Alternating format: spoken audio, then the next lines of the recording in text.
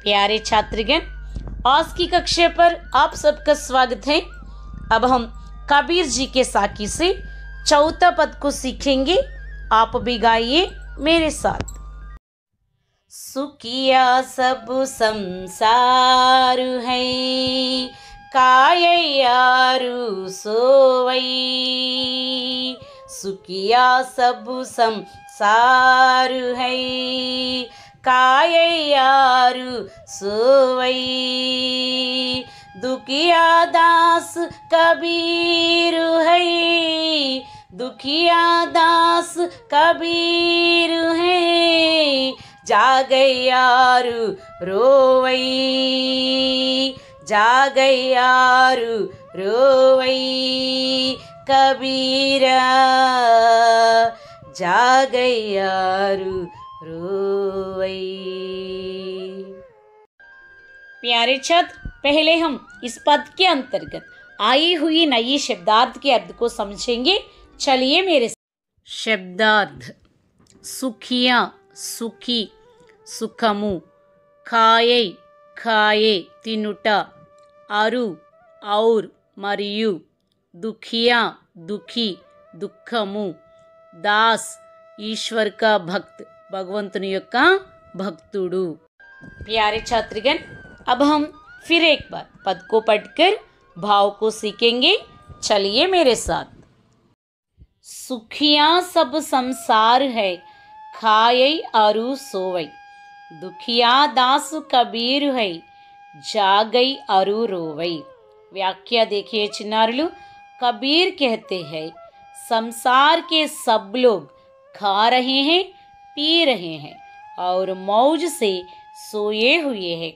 కబీర్ చెప్తున్నారు, ప్రపంచంలోని ప్రజలంతా తింటున్నారు, త్రాగుచున్నారు మరియు ఆనందంగా నిద్రపోతున్నారు.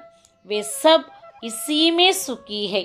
వారంతా కూడా ఇందులోనే సుఖముంది అనుకుంటున్నారు. మనం అంటాం కదా, తిన్నామా పడుకున్నామా తెల్లారిందా.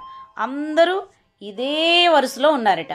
परंतु मैं प्रभु का दास कबीर उस प्रभु के प्रति जाग गया हूँ. కానీ కబీర్ దాసు అనబడు నేను సర్వోన్నతుడైనటువంటి ఆ భగవంతుని కోసం మేల్కొని ఉన్నాను. ఉస్కే వియోగ్ మే దిన్ రాత్ రో రహా హూం. మరి భగవంతుడికి దూరంగా ఉన్నానని చెప్పి పగలు రాత్రి ఏడుస్తూ ఉన్నాను. ఇస్లియే బహుత్ దుఃఖీ హూం. ఇందుకోసం నేను చాలా బాధపడుచున్నాను, దుఃఖపడుచు ఉన్నాను. అయ్యో, నేను భగవంతుడికి దూరంగా ఉన్నానే అని చెప్పి. చిన్నారులు, ఈ పద్యం ద్వారా కబీర్ దాస్ గారు ఆనాటి సమాజం అంతా శారీరక భోగ విలాసాలకు బానిసలై భగవంతుడు అనుగ్రహించినటువంటి శ్రేష్టమైన జీవితాన్ని తుచ్చంగా భావించి తినుచు త్రాగుచు ఖుషీగా విందులు వినోదాల్లో మునిగి తేలుతున్నారట. భగవంతుని జాసే వారికి లేదట. కానీ కబీర్ గారు మాత్రం సర్వోన్నతుడైన ఆ భగవంతునికి దూరంగా ఉన్నానే అని చెప్పి ఆయనను చేరుకోవాలని పగలు రాత్రి భగవంతుని కోసం పరితపిస్తూ దుఃఖంలో ఉన్నారంట. అంటే అందరూ ఖాళీ బూడిదైపోయే శరీరాన్ని సంతోషపెట్టుకుంటుంటే కబీర్ గారు మాత్రం తన ఆత్మను పరమాత్మలో కలిపేటువంటి ఆధ్యాత్మిక చింతనలో ఉన్నారట. కబీర్ గారు నివసించినటువంటి ఆనాటి సమాజానికి తినటం త్రాగటం నిద్రించడం మాత్రమే ఆనందం. కానీ మనం నివసిస్తున్నటువంటి నేటి సమాజానికి తినటం త్రాగటంతో పాటు ఎంటర్టైన్మెంట్ కూడా కావాలి. ఒక రకంగా ఆనాటి సమాజం ఉన్నంతలో శుభ్రంగా తిని త్రాగి సుఖంగా నిద్రపోయారు. కానీ నేటి సమాజం అర్ధరాత్రి వరకు ఎంటర్టైన్మెంట్ ప్రోగ్రామ్స్లో మునిగి తేలుతున్నారు. నిద్రపోవటమే మర్చిపోయింది నేటి మన సమాజం.